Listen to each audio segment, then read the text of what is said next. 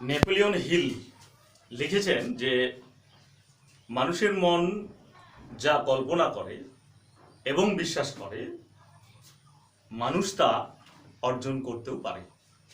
তো আজকে আমরা আলোচনা করব এসি 27 পেজের পার্ট বিতে যে এসিকিউ প্রশ্নগুলো রয়েছে সেই প্রশ্নগুলো নিয়ে আজকে আমরা আলোচনা করব। তো দেখো, আজকের আমাদের এই সেটের যে প্রশ্ন রয়েছে, 1 নম্বর প্রশ্ন বলছে যে সম্বন্ধ অনুসারে বচন কত প্রকার ও কি কি। তোমরা জানো সম্বন্ধ অনুসারে বচন 2 প্রকার। এটা হচ্ছে সাপেক্ষ আর 2 নম্বর হচ্ছে নিরপেক্ষ। পরে বলছে একটি বিশিষ্ট বচনের উদাহরণ দাও। এই 2 নম্বর বচন, একটি বিশিষ্ট বচনের উদাহরণ দাও। যেমন রবীন্দ্রনাথ হয় একজন কবি, অর্থাৎ নামপদ। এই বচনটির মধ্যে রবীন্দ্রনাথ একটি নামপদ দিয়ে শুরু হয়েছে। এখানে যেহেতু এটা এ বচন, সকল বসার কথা ছিল, কিন্তু বিশিষ্ট বচনের ক্ষেত্রে পরিমাণ উল্লেখ করতে হয় না। তাহলে এই ধরনের বচনগুলো, যে ধরনের বচনগুলোতে আমরা পরিমাণ উল্লেখ করি না, সে ধরনের বচনগুলো হচ্ছে বিশিষ্ট বচন। তাই বিশিষ্ট বচনের অংশ হচ্ছে 3টি। বিশিষ্ট বচনের অংশ হচ্ছে 3টি। আর বিশিষ্ট বচনের উদাহরণ হচ্ছে এটা। এই জাতীয় বচন আমরা বিশিষ্ট বচন বলে ধরি। পরের প্রশ্ন হচ্ছে 3 নম্বর প্রশ্ন।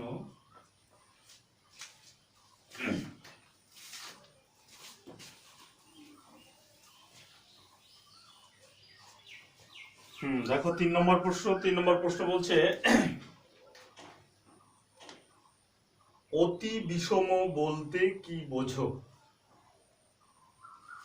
বিশিষ্ট বচন, এটা 2 নম্বর প্রশ্ন। বিশিষ্ট বচন এটা ছিল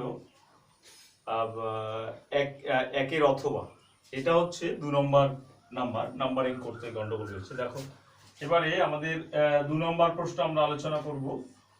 আমাদের এই ছকটির দরকার আছে, আমাদের পরেও লাগবে। এ বচন, ই বচন, আই বচন, ও বচন। ফলে এইটা বিপরীত, অধীন বিপরীত, অসম, বিরুদ্ধ। বলছে যে অতি বিষম বলতে কি বোঝো। আমাদের 2 নম্বর প্রশ্ন অতি বিষম। বিরোধিতায় আবদ্ধ এই যে দুটি সার্বিক বচন অর্থাৎ সামান্য বচন, এই দুটি বচনকে আমরা অতি বিষম বলে থাকি। আর এই নিচের দুটিকে আমরা বলি অনুবিষম। তাহলে আমরা লিখবো হচ্ছে অতি বিষম বলতে কি বোঝো, লিখবো যে বিরোধিতায় আবদ্ধ, বিরোধিতায় আবদ্ধ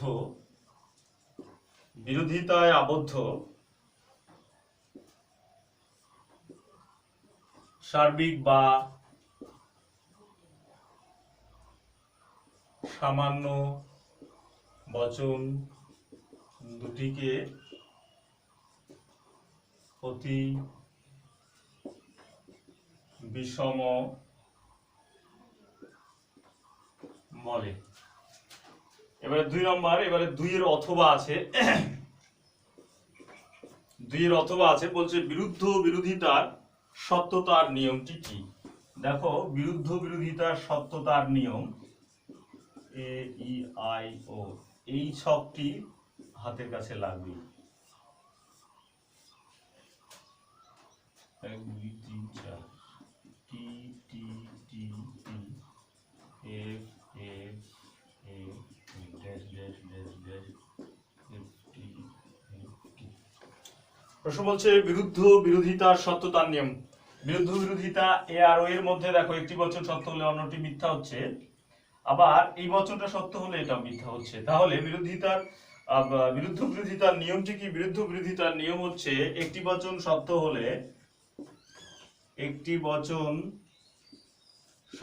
হলে,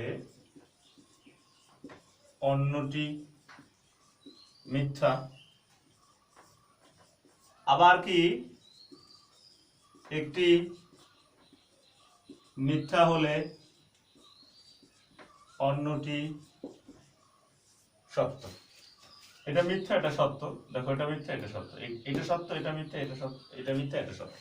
তার মানে একটি বচন সত্য হলে অন্যটি মিথ্যা এবং একটি মিথ্যা হলে অন্যটি সত্য। এবারে আমরা পরের প্রশ্নে যাব। 3 নম্বর প্রশ্ন।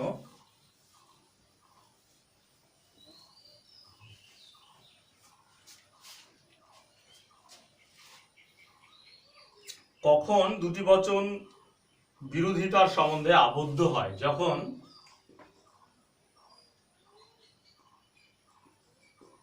দুটি বচনের মধ্যে একই উদ্দেশ্য ও বিধেয় পদ থাকে। যতক্ষণ না পর্যন্ত আমাদের দুটি বচনের মধ্যে একটি উদ্দেশ্য এবং একই বিধেয় না থাকছে, ততক্ষণ পর্যন্ত আমরা বিরোধিতার সম্পর্ক আছে কথা বলতে পারি না। তাই প্রশ্নটির অ্যান্সার হবে এরকম যে কখন দুটি বচন বিরোধিতার সম্বন্ধে আবদ্ধ হয়? যখন বচন দুটির মধ্যে একই উদ্দেশ্য এবং একই বিধেয় পদ থাকে, তখনই বচন দুটি বিরোধিতার সম্পর্ক হয়। এবারে পরের প্রশ্ন হচ্ছে 3 নম্বর প্রশ্ন। বিরোধিতার সত্যতার নিয়ম। কখন দুটি বচন বিরোধিতার সম্বন্ধে আবদ্ধ হয়? এটাই 3 নম্বর ছিল। এবারে 3-এর অথবা, এটার অথবা 3-এর অথবা প্রশ্ন হচ্ছে, বলছে 3-এর অথবা প্রশ্ন হচ্ছে এরিস্টটলের মতে সর্বাপেক্ষা তীব্র বিরোধিতার সম্বন্ধ কোনটি? এটা লিখতে হবে আমাদের বিপরীত বিরোধিতা। তীব্র বিরোধিতা, এরিস্টটলের মতে বিপরীত বিরোধিতার সম্পর্ক হচ্ছে তীব্র বিরোধিতার সম্পর্ক। কারণ এখানে একটি বচন সত্য হলে অন্যটি মিথ্যা হবে না।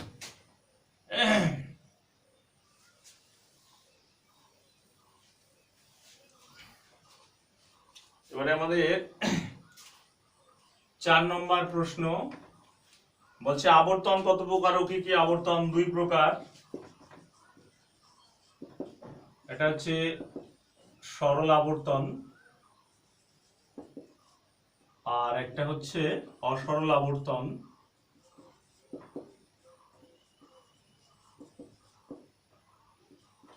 আর এটারই আরেকটা নাম আছে সীমিত আবর্তন। সীমিত আবর্তন। এবারে 4-এর অথবা প্রশ্ন মানুষ পদের বিরুদ্ধ পদ। এটার অথবা প্রশ্ন মানুষ পদের বিরুদ্ধ পদ অমানুষ। এবারে 5 নম্বর প্রশ্ন ন্যায়ের চতুর্থ সংস্থানের দুটি শুদ্ধ মূর্তি। চতুর্থ সংস্থানের দুটি শুদ্ধ মূর্তি। 1 নম্বর বারমান্টিভ, BARMANTIV, বারমান্টিভ। আর একটা ক্যামিনিস বলতে পারো, অন্য নামও তোমরা বলতে পারো, ক্যামিনিস, NES। এটা গেল 5 নম্বর। বলছে ন্যায়ানুমানের চতুর্থ সংস্থানের দুটি শুদ্ধ মূর্তির নাম। এবারে 5-এর অথবা আছে অনেকার্থ হেতু দোষ ঘটে এমন একটি যুক্তির নাম। অনেকার্থ হেতু দোষ ঘটে এমন একটি যুক্তির নাম। দেখো উদাহরণটা আমি লিখে রাখছি এখানে, যে সকল অশিক্ষিত ব্যক্তি হয় অন্ধ ব্যক্তি, সে হয় অন্ধ ব্যক্তি এবং সে হয় অশিক্ষিত ব্যক্তি। এই ধরনের ন্যায়, এইটাকে আমরা বলবো অনেকার্থ হেতু দোষ। কেন বলবো? দেখো এখানে অন্ধ ব্যক্তি হচ্ছে হেতুপদ, আবার উপরেও অন্ধ ব্যক্তি হচ্ছে হেতুপদ। তাহলে হেতুপদটি যখন দুইবার দুই অর্থে ব্যবহৃত হবে তখন সেটিকে আমরা অনেকার্থ হেতু দোষ বলবো। কেন? কারণ হচ্ছে দেখো সে হয় অন্ধ ব্যক্তি, আমরা যদি এরকম কথা বলি যে সে হয় অন্ধ ব্যক্তি, তার মানে লোকটি চোখে দেখে না। আবার উপরের যে বাক্য আছে সকল শিক্ষিত ব্যক্তি হয়, সকল অশিক্ষিত ব্যক্তি হয় অন্ধ ব্যক্তি, মানে যারা অশিক্ষিত আর কি তাদেরকে অন্ধ বলছে। কিন্তু এদের চোখ আছে ঠিকই, তারা কি দেখে না? না, দেখে না নয়, তারা দেখে কিন্তু মানে তাদের শিক্ষা নেই, এই কারণেই তারা হচ্ছে অন্ধ। তাহলে দেখো এই অন্ধ মানে চোখে না দেখা বিষয়টি নয়, এই অন্ধ মানে হচ্ছে অশিক্ষিত, আর এই অন্ধ মানে হচ্ছে একেবারে সে চোখে দেখে না। তাহলে এই যে হেতুপদ দুটি দুইবার দুই অর্থে ব্যবহৃত হলো, এই জন্য এটাকে আমরা বলি অনেকার্থ হেতু দোষ। তাহলে এখানে যে প্রশ্নটা রেখেছে যে অনেকার্থ হেতু দোষের একটি দৃষ্টান্ত দাও, তাহলে এই যে এইটা হচ্ছে আমাদের 5 নম্বর প্রশ্নের উত্তর। পরের প্রশ্ন যাব এবারে আমরা। পরের প্রশ্ন 6 বলছে ন্যায় অনুমান বলিতে কি বোঝো? 6 বলছে ন্যায় অনুমান কপির মতে বলছে যে অনুমানে তিনটি বচন এবং তিনটি পদ দুবার করে ব্যবহৃত হয় তাকে ন্যায় অনুমান বলে। অন্যভাবে সংজ্ঞাটা দিতে পারবো। কবি বলছে যে যে অনুমানে তিনটি বচন থাকে এবং তিনটি পদ, প্রত্যেকটি পদ দুবার করে ব্যবহৃত হয় তাকে আমরা ন্যায় অনুমান বলি। এবারে 6 নম্বর প্রশ্ন গেল। এবারে আমাদের পরের প্রশ্ন হচ্ছে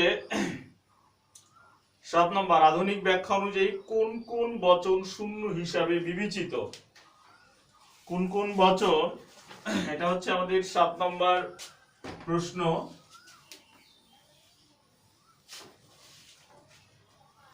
কোন কোন বচন শূন্য হিসাবে বিবেচিত? 7 নম্বর আধুনিক ব্যাখ্যা অনুযায়ী কোন কোন, আধুনিক ব্যাখ্যা অনুযায়ী কোন কোন বচন শূন্য? এ বচন আর ই বচন, এই দুটি বচন শূন্য। পরের প্রশ্ন বলছে এর অথবা আছে, এর অথবা বলছে এস পদের পরিপূরক পদ কি হবে? এস পদের পরিপূরক পদ, দেখো এস পদের পরিপূরক পদ হচ্ছে অ এস, এটাকে আমরা এভাবে লিখতে পারি এস বা, দুটোই आंसर হবে। পরে বলছে একক শ্রেণী কাকে বলে? এটা হচ্ছে 8 নম্বর প্রশ্ন। একক শ্রেণী কাকে বলে? যে শ্রেণী কেবল একটি বস্তু বা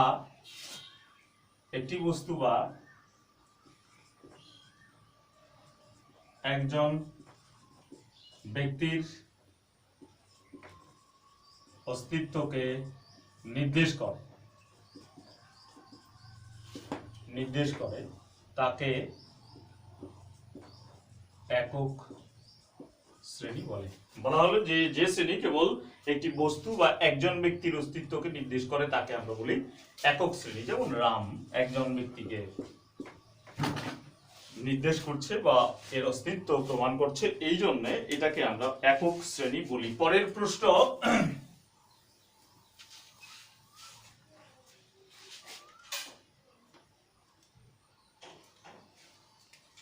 9 নম্বর প্রশ্ন। 9 নম্বর প্রশ্ন এখানে বলছে যে এসপি উপরে দুটারই বার আছে নট ইকুয়াল টু 0 এর ভেন চিত্রটি কেমন হবে? অর্থাৎ দেখো এস এর জন্য একটা চিত্র আঁকলাম, পি এর জন্য আর একটা চিত্র আঁকলাম। এখন বলছে এসপি দুটাতেই দুটার উপরই বার আছে, কোনোটাকেও টাচ করা যাবে না, যার ফলে আমাকে বাইরে করতে হচ্ছে এবং যেহেতু শূন্য শ্রেণী নয় এই জন্য যে কোনো এক জায়গায় এই ক্রস চিহ্ন দিলেই হবে।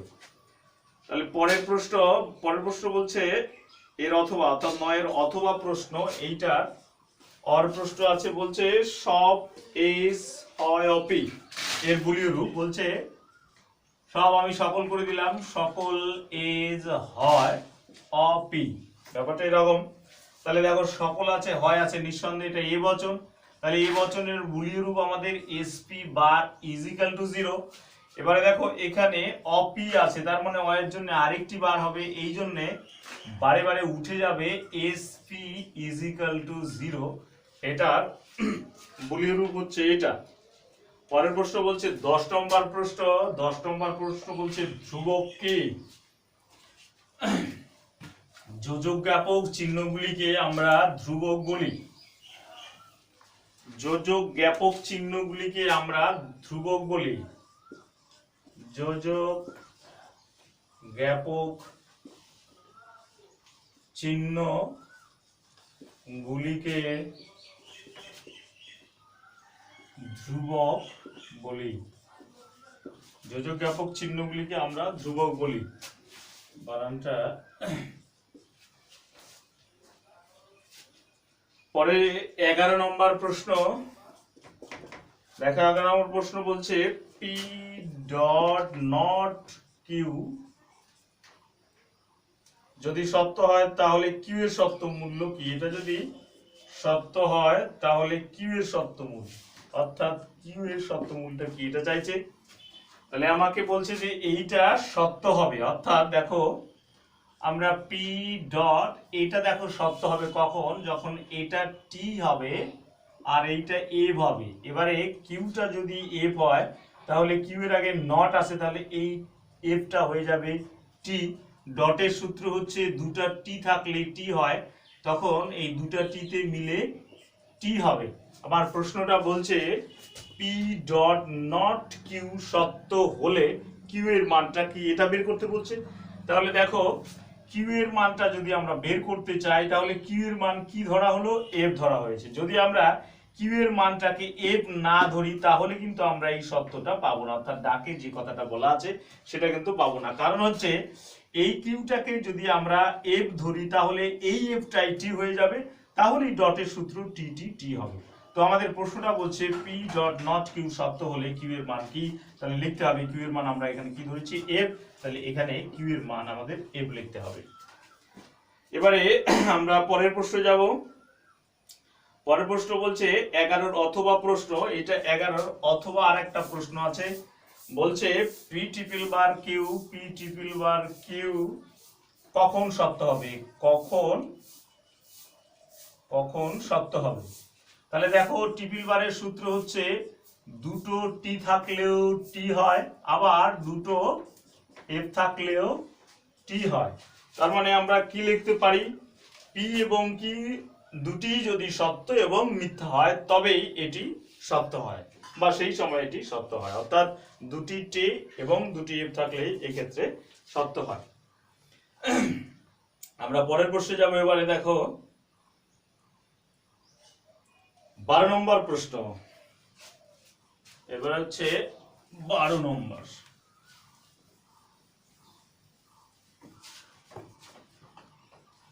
12 নম্বর প্রশ্ন বলছে বৈকল্পিক বচনের আকার দাও। বৈকল্পিক বচন তোমরা জানো পি ভেল কিউ, এইটা হচ্ছে বৈকল্পিক বচন, এইটা বৈকল্পিক বচনের আকার, এটাকে আমরা বৈকল্পিক বচন বলি। তাহলে পি ভেল কিউ এটা হচ্ছে বৈকল্পিক বচনের আকার। অথবা এটাকে তোমরা এইভাবে লিখতে পারো পি অথবা কিউ, এটা বৈকল্পিক বচনের আকার। আরো বাড়াইতে পারো পি সুতরাং কিউ,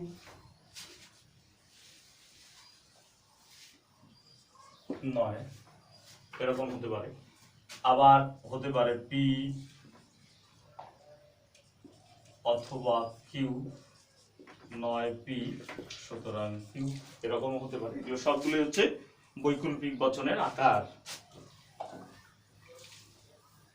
তাহলে এবারে 12 নম্বর, এটি 12 নম্বর প্রশ্ন ছিল। হ্যাঁ, পরের প্রশ্ন বলছে 12 নম্বরের অথবা অর প্রশ্ন বলছে যে বচনের সত্য মূল্য বলতে কি বুঝো? বচনের সত্য মূল্য, আসলে বচনের সত্য মূল্য বলতে বোঝায় একটি বচনের সত্যতা এবং মিথ্যার্থতাকে,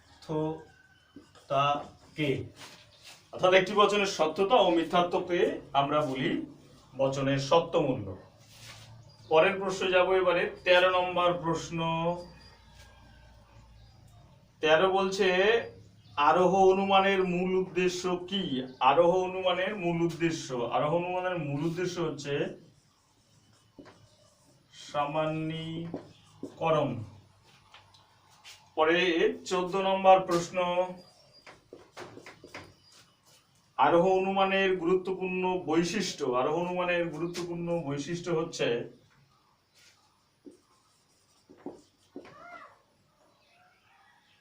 কার্যকারণ নীতি। কার্যকারণ নীতি, এটা হচ্ছে আরোহ অনুমানের এটি গুরুত্বপূর্ণ বৈশিষ্ট্য। পরের প্রশ্ন বলছে 15 নম্বর, আরোহ অনুমানের আকারগত ভিত্তি। আরোহ অনুমানের আকারগত ভিত্তি, এটা হচ্ছে 15 নম্বর প্রশ্ন।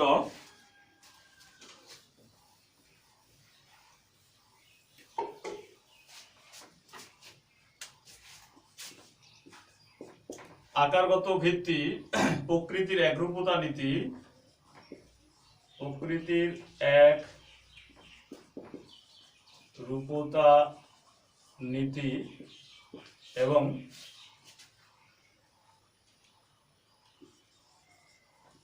কার্যকারণ নিয়ম, এটা হচ্ছে 15 নম্বর প্রশ্ন। আরোহ অনুমানের আকারগত ভিত্তি কি কি? আর প্রকৃতির একরূপতা নীতি ও কার্যকারণ। পরের প্রশ্ন হচ্ছে 16 নম্বর প্রশ্ন, তর্কবিজ্ঞানে মিল কি কি আরোহমূলক পদ্ধতির কথা বলেছেন? এটা হচ্ছে 16 নম্বর প্রশ্ন। তর্কবিজ্ঞানে মিল কি কি আরোহ পদ্ধতির কথা বলেছেন? 1 নম্বর হচ্ছে অন্বয়ী পদ্ধতি, 2 নম্বর হচ্ছে ব্যতিরেখী পদ্ধতি,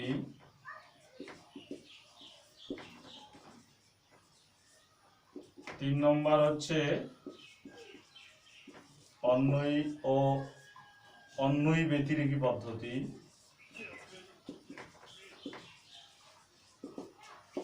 4 নম্বর হচ্ছে সহ পরিবর্তন পদ্ধতি, 5 নম্বর হচ্ছে পরিশেষ পদ্ধতি। এটার অথবা আছে 16 অথবা নম্বর প্রশ্ন আছে, বলছে মিলের অন্বয়ী পদ্ধতিটির সাংকেতিক উদাহরণ। সাংকেতিক উদাহরণ এখানে লিখবা পূর্বগামী ঘটনা, এখানে হচ্ছে অনুগামী ঘটনা। এবিসি, এখানেও ছোট হাতের এবিসি, এখানে লিখবে এ ডিই, এখানেও ছোট হাতের এ ডিই, এখানে লিখবে A F G, A F G. এবারে নিচে লিখবে এ এর এ হলো কারণ।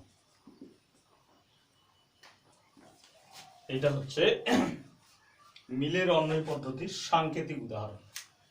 প্রত্যেকটার মধ্যে এ আছে, প্রত্যেকটার মধ্যে এ আছে, তাই তো?